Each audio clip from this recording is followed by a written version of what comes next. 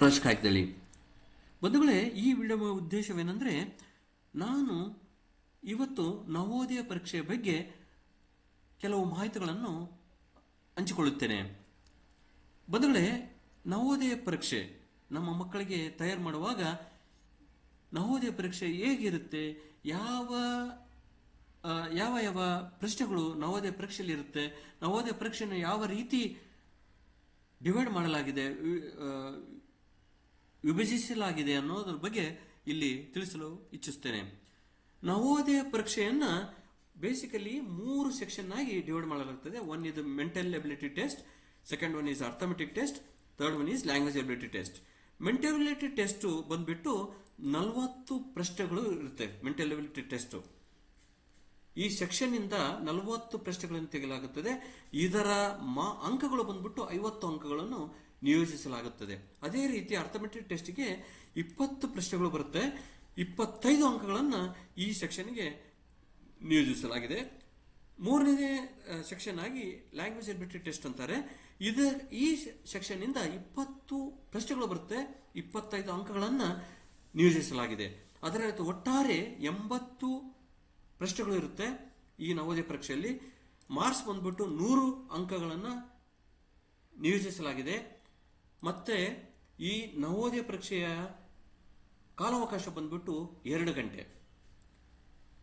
ಬನ್ನಿ ಬಂಧುಗಳೇ, ಮುಂದಿನ ಈ ಸೆಕ್ಷನ್ ನಲ್ಲಿ ಪ್ರತಿಯೊಂದು ಸೆಕ್ಷನ್ ನಲ್ಲಿ ಯಾವ ಯಾವ ವಿಷಯಗಳ ಬಗ್ಗೆ ಪ್ರಶ್ನೆಗಳನ್ನು ತೆಗೆಯಲಾಗುತ್ತದೆ, ಯಾವ ಯಾವ ಪ್ರಶ್ನೆಗಳನ್ನು ಕೊಡಲಾಗುತ್ತದೆ ಅನ್ನೋ ತಿಳಿಯೋಣ. ಇಲ್ಲಿ ಈ ಮೆಂಟಲ್ ಎಬಿಲಿಟಿ ಟೆಸ್ಟ್ 40 ಪ್ರಶ್ನೆಗಳನ್ನು ಒಳಗೊಂಡ ಈ ಸೆಕ್ಷನ್ ಈ ಎಲ್ಲ ವಿಷಯಗಳ ಬಗ್ಗೆ, ಈ ಎಲ್ಲ 10 ವಿಷಯಗಳ ಬಗ್ಗೆ 40 ಪ್ರಶ್ನೆಗಳನ್ನು ತಯಾರು ಮಾಡಬಹುದು. ಮತ್ತು ಈ 40 ಪ್ರಶ್ನೆಗಳಿಗೆ 50 ಅಂಕಗಳನ್ನು ಆಲ್ರೆಡಿ ನಿಯೋಜಿಸಲಾಗಿದೆ. ವಿದ್ಯಾರ್ಥಿಗಳು 40 ಪ್ರಶ್ನೆಗಳನ್ನು ಉತ್ತರಿಸಲು ಈ ಎಲ್ಲಾ ವಿಷಯಗಳ ಬಗ್ಗೆ ತಿಳಿದುಕೊಳ್ಳಲೇಬೇಕಾಗುತ್ತದೆ. ಅದೇ ರೀತಿ ಅರ್ಥಮೆಟಿಕ್ ಟೆಸ್ಟ್ ಈ ಸೆಕ್ಷನ್ ನಲ್ಲಿ 20 ಪ್ರಶ್ನೆಗಳು ಬರುತ್ತೆ, 25 ಅಂಕಗಳನ್ನು ನಿಯೋಜಿಸಲಾಗಿದೆ. 20 ಪ್ರಶ್ನೆಗಳನ್ನು ಉತ್ತರಿಸಲು ಈ ಎಲ್ಲ 20 ಸೆಕ್ಷನ್ ಕಾನ್ಸೆಪ್ಟ್ ಅನ್ನ ಮಕ್ಕಳು ತಿಳಿದುಕೊಳ್ಳಲೇಬೇಕಾಗುತ್ತದೆ. ಕೊನೆಯ ಸೆಕ್ಷನ್ ಬಂದ್ಬಿಟ್ಟು ಲ್ಯಾಂಗ್ವೇಜ್ ಟೆಸ್ಟ್. ಈ ಲ್ಯಾಂಗ್ವೇಜ್ ಟೆಸ್ಟ್ ಅಲ್ಲಿ ರೀಡಿಂಗ್ ಕಂಪ್ರೆಷನ್ ಅಂತ ಇರುತ್ತೆ. ಈ ರೀಡಿಂಗ್ ಕಂಪ್ರೆಷನ್ ಬಂದ್ಬಿಟ್ಟು ಪ್ಯಾರಾಗ್ರಾಫ್ಸ್ ಕೊಡ್ತಾರೆ, ಆ ಪ್ಯಾರಾಗ್ರಾಫ್ ಸಂಬಂಧಿತವಾಗಿ ಪ್ರಶ್ನೆಗಳನ್ನು ಕೇಳಲಾಗುತ್ತದೆ. ಈ ಒಟ್ಟಾರೆ 20 ಪ್ರಶ್ನೆಗಳು ಇರ್ತವೆ, 25 ಅಂಕಗಳನ್ನು ನಿಯೋಜಿಸಲಾಗಿದೆ. ಇದರ ಜೊತೆಯಲ್ಲಿ ಮಕ್ಕಳು, ನಾವು ಕನ್ನಡದಲ್ಲಿ ಏನು ಹೇಳ್ತೀವಿ, ಮಗ್ಗಿ ಅಂತೀವಿ, ಅಲ್ಲಂದ್ರೆ or else like we call it as a tables. ಈ ಟೇಬಲ್ಸ್ ಮಿನಿಮಮ್ 20 ತನಕ ಟೇಬಲ್ಸ್ ಕಲಿಯೋದ್ರಿಂದ ಮಕ್ಕಳಿಗೆ ತುಂಬಾ ಸುಲಭವಾಗುತ್ತೆ ಈ ಅರ್ಥಮೆಟಿಕ್ ಸೆಕ್ಷನ್ ಅನ್ನ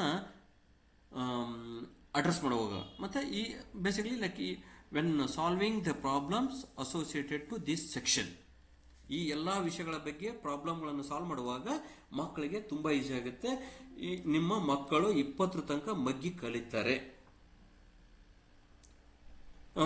ಬನ್ನಿ ಬಂಧುಗಳೇ, ಮುಂದಿನ ನನ್ನ ವಿಡಿಯೋಗಳಲ್ಲಿ ಈ ಎಲ್ಲಾ ವಿಷಯಗಳ ಬಗ್ಗೆ, ಸಬ್ ಸೆಕ್ಷನ್ಸ್ ಬಗ್ಗೆ ಒಂದೊಂದಾಗಿ ನಾನು ವಿವರಿಸುತ್ತಾ, ಕೆಲವು ಪ್ರಾಬ್ಲಮ್ ಸಾಲ್ವಿಂಗ್ ಹೇಗೆ ಮಾಡಬೇಕು ಪ್ರಾಬ್ಲಮ್ ಸಾಲ್ವ್ ಬಗ್ಗೆ ತಿಳಿಸುತ್ತಾ ಮುಂದಿನ ವಿಡಿಯೋದಲ್ಲಿ ನಿಮ್ಮನ್ನು ಭೇಟಿ ಮಾಡ್ತಾನೆ.